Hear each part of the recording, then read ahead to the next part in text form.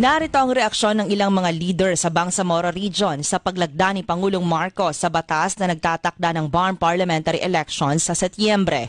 Ito ay penultimate chapter ng transition period sa BARM at simula ng pagtatapos ng transition government tungo sa regular Bangsamoro government na pinamumunuan ng inihalal ng mga mamamayan ayon kay Member of Parliament Ishak Mastura.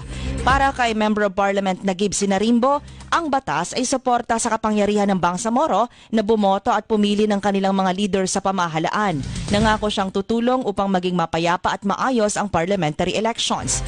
Ang batas na ito ay nagpalakas sa tiwala ng mga Bangsamoro sa demokratikong proseso na matagal nang hinihintay ng mga mamamayan. Ayon naman kay Attorney Benny Bacani, ang lead convener ng Independent Election Monitoring Center o IEMC.